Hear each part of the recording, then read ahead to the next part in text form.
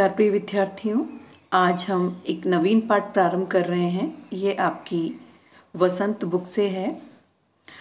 जैसा कि आपको दिखाई दे रहा है शीर्षक नीलकंठ।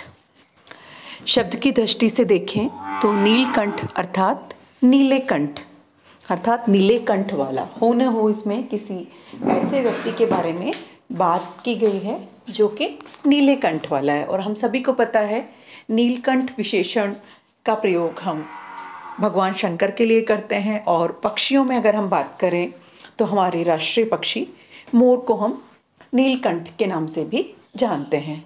और भी पर्यायवाची आपको याद आ रहे होंगे, बिल्कुल सही समझ रहे हैं।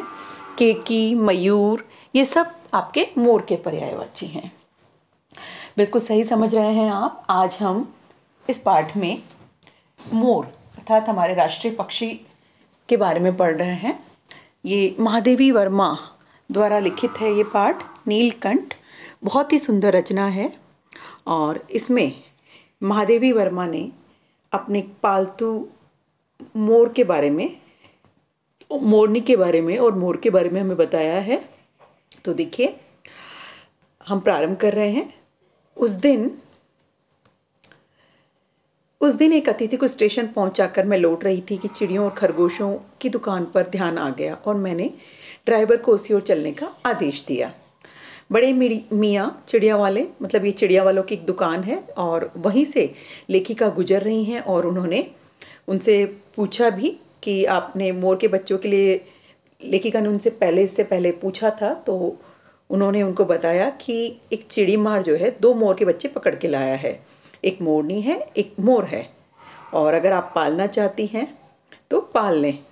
मोर के पंजों से दवा बनती है, सो कई लोग खरीदने आते हैं।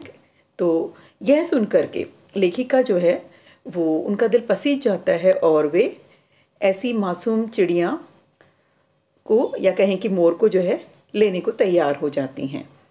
बड़े मियाँ जो है वो बताए जा रहे हैं और कंटिन्यू बोले जा रहे हैं वो, और थक गए हैं एक तरह से। और इस तरह से बड़े मियाँ जो हैं वो मोर के जो बच्चे हैं वे लेखिका अर्थात महादेवी जी को दे देते हैं।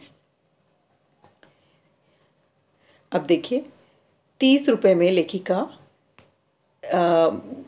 को बता रहे हैं कि मोर के जोड़े नगद 30 रुपये में लिए हैं।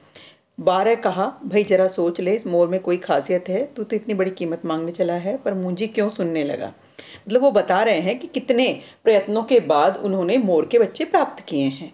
अब लेखिका जो है वो ले लेती है और लेकर के पिंजड़ा अपनी कार में रखा। और जैसे ही लेकर के वो निकल गई वहाँ से, घर पहुँचने पर सब कहने लगे तीतर है, मोर कहकर ठग लिया है। मतलब बहुत छोटे हैं और तीतर जैसे लग रहे हैं। और अनेक बार ठगे जाने के कारण भी, ठगे जाने की बात जो है उनसे कही गई तो लेखिका थोड़ी अप्रसन्न भी हुई। तो देखिए, प्रसन्न होकर उन्होंने कहा भी